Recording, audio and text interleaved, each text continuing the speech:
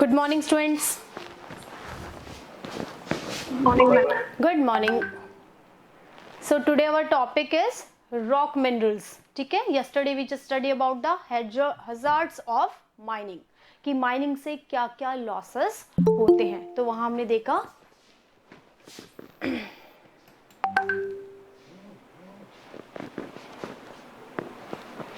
देखा कि धुएं से, बहुत ज़्यादा स्मोक से और फोम से वहाँ पर डिजीजेस डेवलप होती है, जो लंग्स इन्फेक्शंस ज़्यादा हो जाते हैं. कभी कभी माइनिंग के द्वारा के जो कोल माइंस होती हैं उसमें फायर क्लेमिटीज हो जाती हैं. उस समय भी क्या होता है, बहुत नुकसान होता है ह्यूमन लाइफ को. इसी तरह से कभी कभी माइनिंग की जो रूफ होती है वो भी डैमेज हो जाती है, जिससे भी नुकसान पाया जाता है. तो yesterday we discuss about the hazards of mining.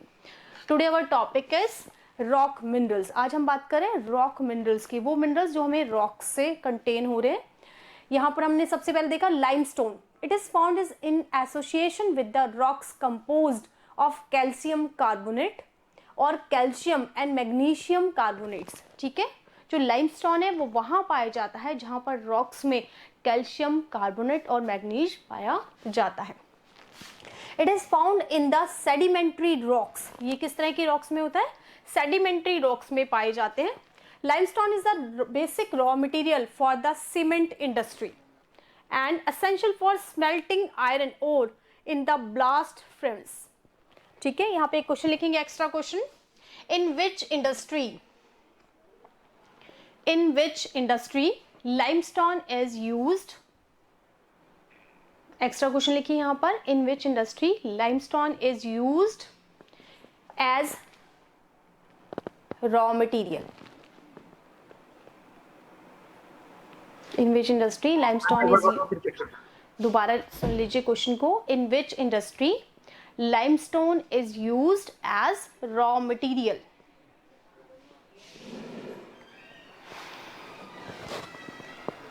Second question लिखिए. For the smelting iron ore, for the smelting iron ore in the blast furnace, in the blast furnace, which rock mineral is essential? Which rock mineral is essential?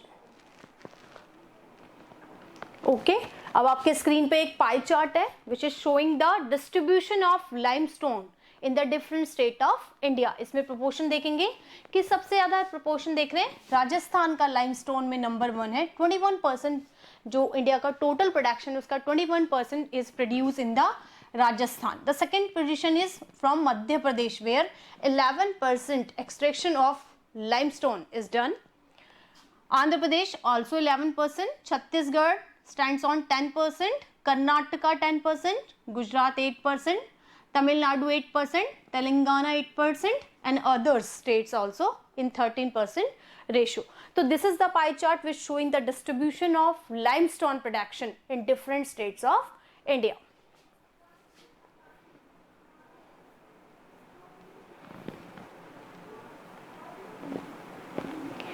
Now we are just discuss about the conservation of mineral. हमने yesterday भी पढ़ा था कि why the conservation of mineral is essential for the present requirement. देखिए, the minerals distribution is not proper given by the nature. कि जो mineral का distribution not satisfactory, especially in India. कि इंडिया में जो minerals का distribution है वो इतना ज़्यादा नहीं हमें मिला है, इसलिए ज़रूरत है कि का कंजर्वेशन किया जाए. तो यहाँ क्वेश्चन बनता है why the conservation of minerals are essential, कि मिनरल्स का कंजर्वेशन करना क्यों जरूरी है. We all appreciate the strong dependence of industry and agriculture upon the mineral deposits and substance manufactured from them. क्योंकि all over industry and agriculture just based on minerals, क्योंकि बिना machinery, जैसे iron ore ना हो तो how we produce without machinery. तो जो development है, इंडस्ट्रियलाइजेशन है, that is depend on the minerals. The total volume of workable minerals deposit is an insufficient fraction 1% of the earth crust. ठीक है, जो हमें मिनरल्स नेचुरली मिले हैं वो होल अर्थ क्रस्ट का ओनली 1% है. We are rapidly consuming mineral resources that require millions of years to be created and conserved. ठीक है, क्योंकि इन मिनरल्स को बनने में नेचुरल प्रोसेस में हजारों साल लग जाते हैं, जबकि हम इसकी डिमांड रेगुलर करते हैं। तो इसकी डिमांड और इसकी सप्लाई में क्योंकि बहुत बड़ा गैप है, so mineral conservation is important. The geological process of the minerals formation are so slow that the rate of replenishment and infinity small in comparison of the present rate of consumption. और यही कारण है कि जो इनका deposition है उसमें एक बहुत लंबा समय लगता है, लगभग हजारों साल लग जाते हैं, जियोलॉजिस्ट कहते हैं, लेकिन इसका कंजप्शन हम जो कर रहे हैं, यानी इसकी डिमांड तो बहुत ज़्यादा है और इसकी सप्लाई बहुत कम। Mineral resources are therefore finite and non renewable. Rich minerals deposits are on country extremely valuable. ठीक है, क्योंकि जो मिनरल्स हैं वो कैसे हैं, इन्फिनाइट नहीं है, फिनाइट है, बहुत लिमिटेड कंसर्न में है।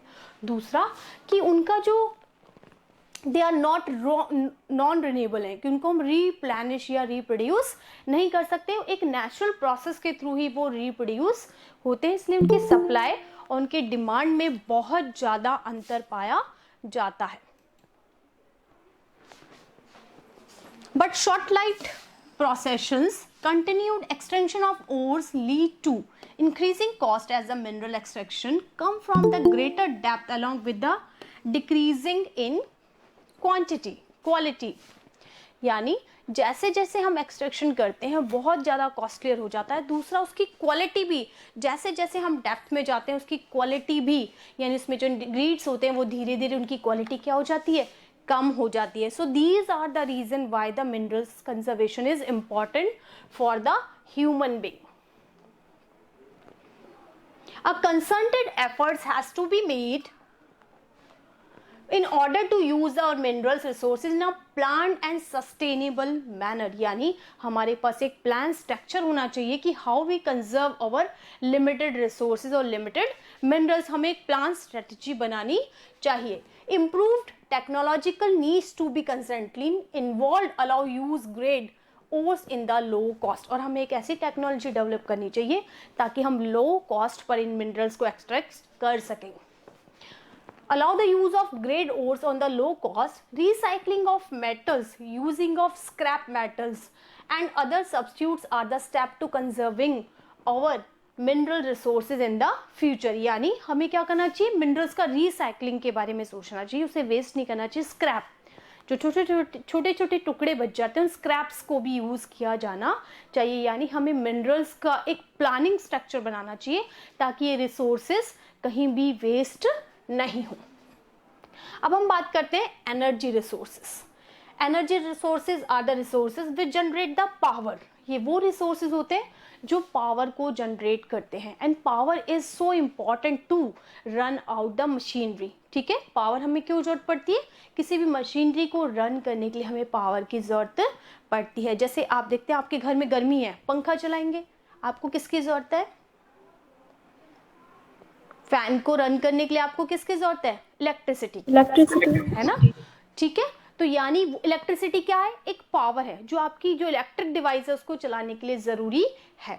तो इस तरह से जो एनर्जी मिनरल्स होते हैं they give the power to generate any product. किसी भी जो पावर, किसी भी इलेक्ट्रॉनिक आइटम को चलाने के लिए आपको कोई ना कोई पावर की जरूरत पड़ती है। जो डिवाइसेस होते हैं उसके लिए आपको पावर जरूरत पड़ती है। जैसे मशीनरी है, कुछ मशीनरी कोल पे चलती है, कुछ इलेक्ट्रिक होती हैं, तो आपको कहीं ना कहीं आपको वहाँ पर मिनरल्स की या सपोर्टिंग पावर की जरूरत पड़ती है। तो जो मिनरल्स ये पावर डेवलप करते हैं उन्हें हम क्या बोलते हैं, एनर्जी मिनरल्स कहते हैं। Energy is required to all the activities. It is needed to cook, to provide light and heat and propel vehicles, drive machinery industries. Energy हर जगह जरूरत पड़ती है। ठीक है, कैसे जरूरत पड़ती है, It needed to cook। यदि आपको खाना बनाना है तो आपको कौन सी गैस चाहिए, LPG। ठीक है, वहाँ आप ऐसे खाना नहीं बना सकते ना, तो आपको LPG गैस चाहिए। लाइट के लिए इलेक्ट्रिसिटी आपको ज़रूरत पड़ती है, और हीट के लिए भी आपको वहाँ पर ज़रूरत पड़ती है। तो ये कहने का मतलब है चाहे मशीनरी चलाना हो, चाहे हाउस होल्ड वर्क करना है, हर जगह आपको पावर की ज़रूरत पड़ती है। Energy can be generated from the fuel minerals, from coal, petrol और natural gases. So these are the non as conventional. इनको कन्वेंशनल सोर्स ऑफ एनर्जी कहते हैं, कोल, पेट्रोल और natural gas. These are non as conventional source of energy, यानी ये वो sources हैं जो बहुत लंबे समय से हम यूज करते आ रहे हैं, इसलिए हम इसे बोलते हैं कन्वेंशनल सोर्स ऑफ एनर्जी। इसके अलावा uranium and from electricity, energy sources can be classified as conventional और नॉन कन्वेंशनल। ठीक है, इनको दो पार्ट में डिवाइड करते हैं हम, conventional and non conventional. Conventional में देखेंगे आप तो फायरवुड है, कैटल डंग है, coal, petrol, natural gas and electricity, both hydro and thermal. अगर हम नॉन कन्वेंशनल की बात करें तो उसमें solar, wind, tidal, geothermal, biogas and atomic energy आते हैं, यानी जो रिसेंटली इंट्रोड्यूस्ड हैं।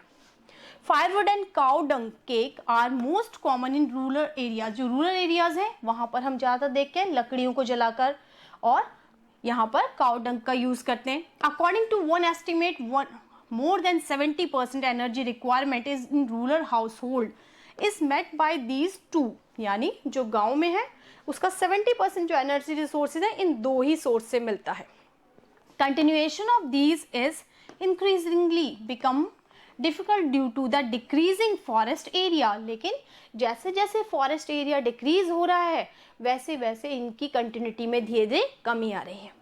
Moreover, using dung cake to being discouraged because it consume most valuable manure which could be used in the agricultural site. Second thing कि firewood तो आप इसलिए ज़्यादा यूज़ नहीं कर सकते क्योंकि जंगलों की संख्या कम हो गई है। दूसरा, काउ डंग का भी आप इसलिए ज़्यादा यूज़ नहीं कर सकते क्योंकि मैन्यूर, एग्रीकल्चर में आजकल ऑर्गेनिक फार्मिंग पे बहुत ध्यान दिया जाता है, तो वहाँ नेचुरल मैन्यूर का यूज़ किया जाता है जिसमें काउ डंग का यूज़ किया जाता है। इसलिए हम कह सकते हैं कि जो जैसे जैसे रिक्वायरमेंट है वो इनकी कम हो रही है। अब कन्वेंशनल सोर्स ऑफ एनर्जी का सबसे बड़ा जो सोर्स है दैट इज कोल। यहां हम देखेंगे कोल के लिए,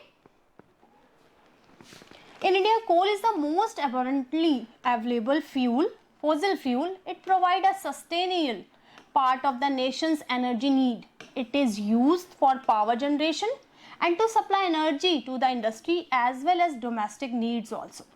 India is highly dependent on the coal for meeting its commercial energy requirement. India में सबसे ज़्यादा कोल का यूज़ किया जाता है for the power generation, power plant बनाने के लिए इनका ज़्यादा यूज़ किया जाता है। As you already aware that coal is formed due to the compression of plant material of million of years. ये तो हमें पता है कि कोल कैसे बनता है, हजारों साल के हीट और प्रेशर से जाकर वेजिटेशन है वो कोल में कन्वर्टेड होती है। Coal therefore is found in variety of forms depending on the degree of compression and the depth. और जो कोल की वैरायटी है वो अलग अलग उसके डेप्थ के अकॉर्डिंग पाई जाती है।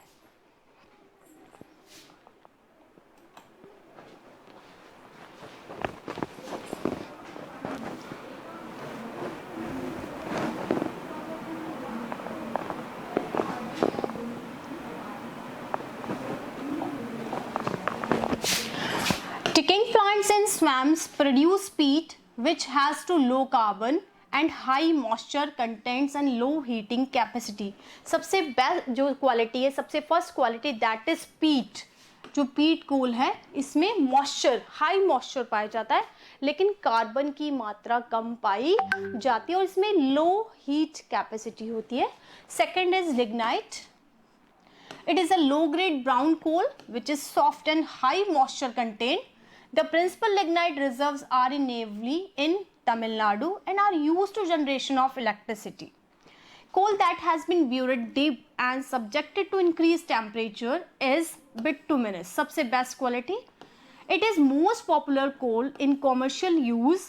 Metallurgical coal is high-grade bituminous coal which has a special value for smelting iron in blast furnace. Anthracite is the highest quality hard coal.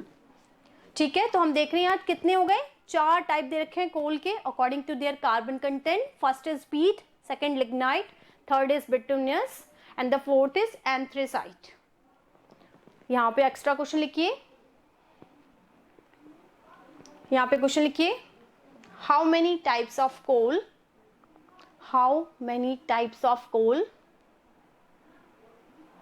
on the behalf of carbon contain, on the behalf of carbon contain, explain them. तो आपको ये चार बताने, पीट, lignite, bituminous and anthracite. लिख लिया? Yes, ma'am. आगे देखिए, in India coal occurs in the rock series of two main geological age. देखिए हमारे यहाँ जो कोल मिलता है इंडिया में वो दो तरह के एज का है. First is Gondwana, a title over 200 million years in the age, and in tertiary deposit which are only about 55 million years old. The major resources of Gondwana coal, which are metallurgical coal, are located in the Damodar Valley, West Bengal. जो first quality हम देख रहे हैं, गोंडवाना जो कोल पाया जाता है वो यहाँ पर दामोदर वैली वाला जो एरिया है वहाँ वेस्ट बंगाल में पाया जाता है. यहाँ देखिए डिस्ट्रीब्यूशन ऑफ कोल माइंस और कोल दे रखा है.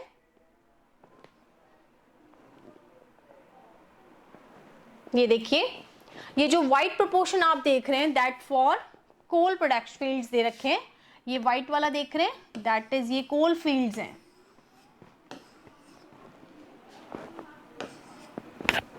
ये आपके कोल फील्ड्स के लिए दे गए कि कहां कहां कोल पाया जाता है. ठीक है. और दीज ट्राइंगल, ब्लैक ट्राइंगल देके that for coal mines, coal mine के लिए दे रखा है. जैसे नेवली में है, सिग्नेरी में है, तरशन में है, कोरबा में है, सिंगवेरू में है, Bokaro, Raniganj, Jharia. These are the 3 famous places. Bokaro, Raniganj and Jharia places famous. यहां पर हम देखेंगे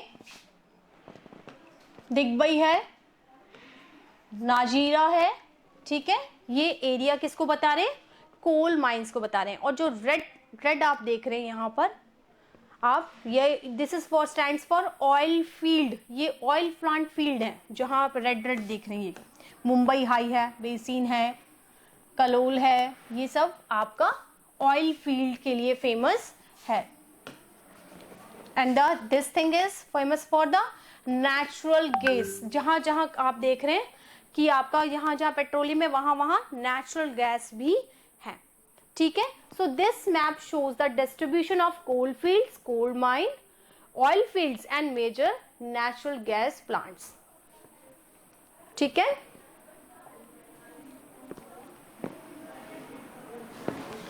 आप देखिए डिस्ट्रीब्यूशन ऑफ कोल देख रहे हैं हम यहाँ पर.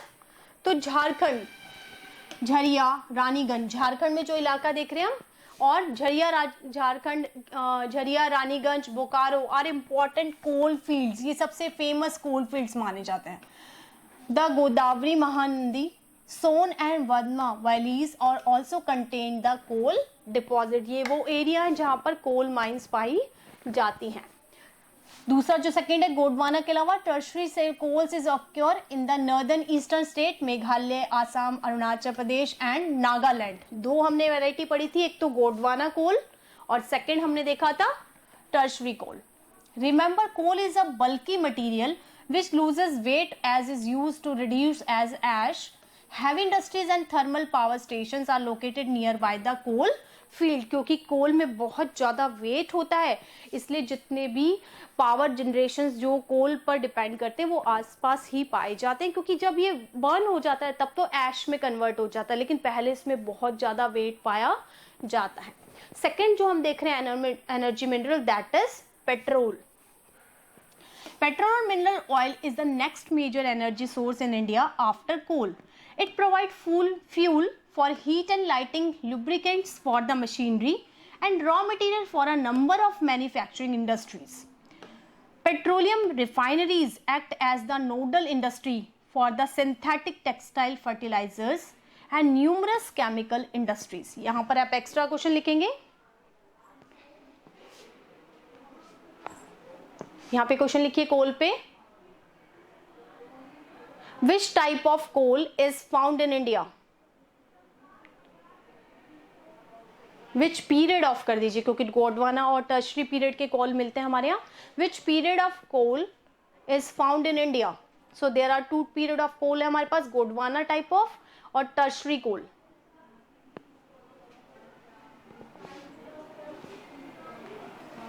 Most of the petroleum occurrence in India are associated with the antecedents and fault traps in the rock formation. In tertiary, it region of folding antecedents or domes. It occurs where oil is trapped in the crust of the unfold. A fold, the oil-bearing layers is porous limestone and sandstone through which oil may flow.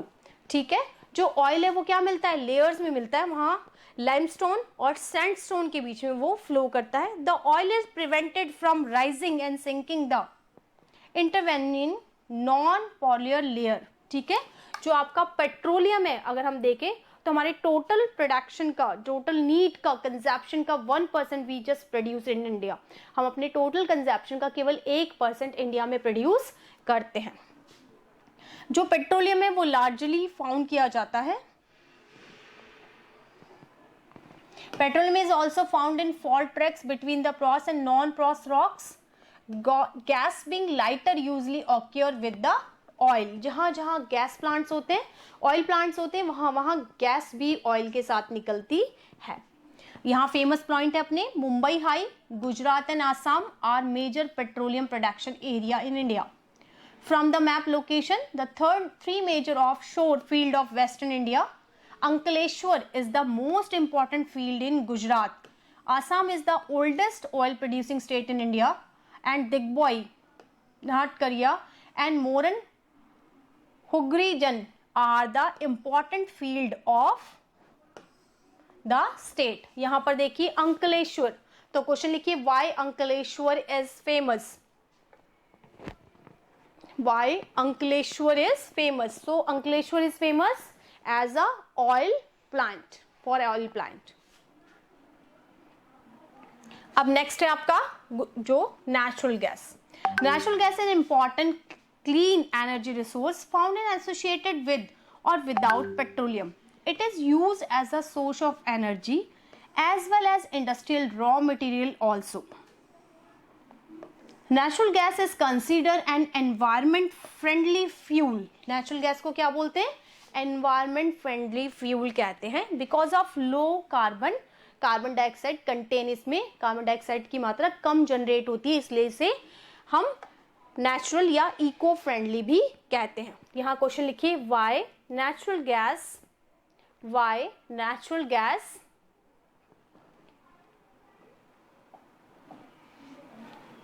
is a eco-friendly.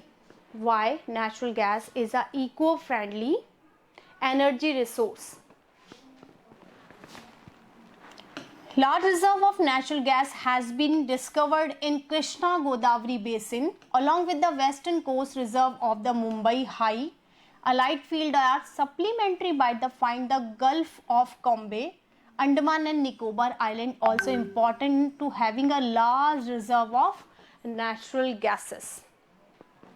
1700 kilometer Hazaria Vijaypur Jagdishpur cross countries gas pipeline link Mumbai High basin with the fertilizers, power, industrial complexes in the western and northern India.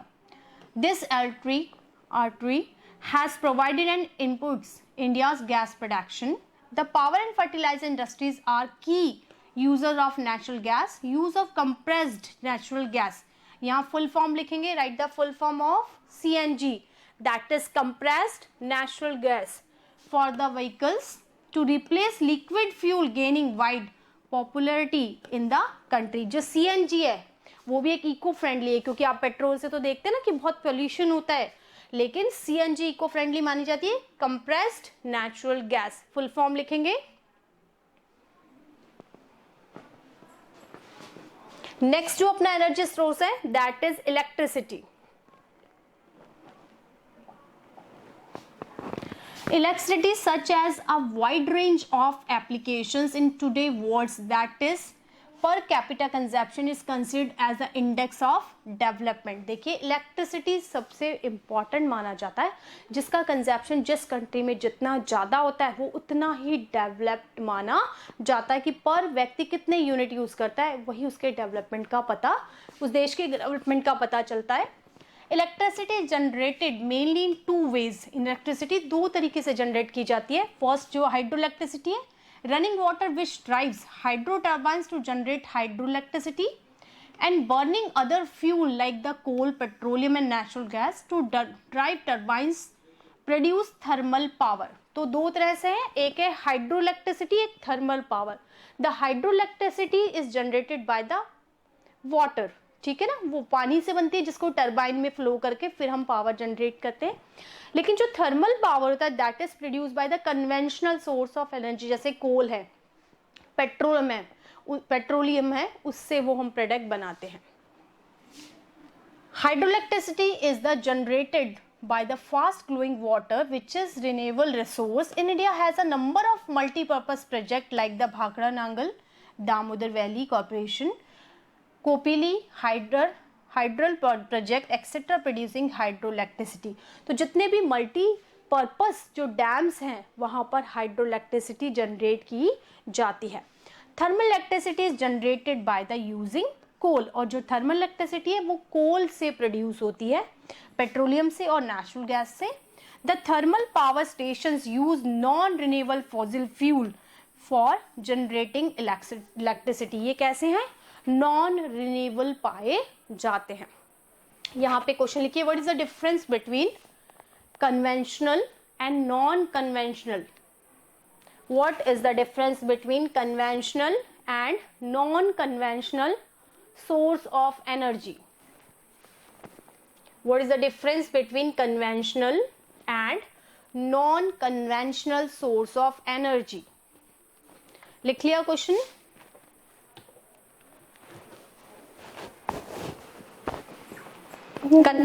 Okay, इसमें आपको बताना है conventional source of energy और non conventional में क्या difference है, ठीक है, कर लेंगे डिफरेंस? ओके, नहीं आएगा तो आप पूछ लेना। नाउ आपके स्क्रीन पे एक मैप दिखाई दे रहा है जो आपको बता रहा है न्यूक्लियर पावर स्टेशन कौन कौन से और थर्मल पावर स्टेशन कौन से। रेड ट्रायंगल से आपको न्यूक्लियर पावर स्टेशन बताए हैं, और जो थर्मल पावर स्टेशन है वो डॉट, ब्लैक जो सर्कुलर डॉट है उससे बताया गया है। तो देखिए, these are the nuclear power station. अगर हम बात करें Kalpakkam, Kaiga, Tarapur, Kakrapar, Rawat Bhata, Narora, these are the nuclear power station, जिसमें से एक हम देख रहे हैं रावत भाटा राजस्थान में भी है। So these are the nuclear power station. अगर हम थर्मल पावर स्टेशन देखें तो बहुत सारे हम देख रहे हैं हमारे यहाँ, जिसमें से कुछ फेमस है, जैसे नेवेली का है, ट्यूटिकोरन का है, विजयवाड़ा का फेमस है, रंगभूमि का है, कोदगी का है। ऐसे कुछ फेमस पावर स्टेशंस भी हैं जो थर्मल पावर, आपको इसमें से आपको कोई ना कोई 7 याद कर लीजिए। न्यूक्लियर पावर स्टेशन तो गिने चुने हैं तो आपको करने ही है, और जो थर्मल पावर स्टेशन है उसमें से आप कोई 7 याद कर लीजिए, ताकि मान लीजिए आपके बोर्ड के एग्जाम में क्वेश्चन आ जाता है मार्क द 2 या 3 और 4 thermal power station of India, तो आप उसे वर्ल्ड इंडिया मैप पर मार्क कर पाए, ठीक है। ठीक है, कितने क्वेश्चन लिखे आपने अभी, कितने क्वेश्चन हो गए बेटा? 8 हो गए, 9 हो गए, ठीक है। चलो आज के इतना काफी है। You just complete your homework, क्योंकि कल से फिर हम नोट्स की करेंगे। जब आप ऑफलाइन आएंगे तो हम अपने नोट्स प्रिपेयर करेंगे, ठीक है। Okay ma'am. तो आज इतना ही करेंगे। Okay, have a nice day, thank you.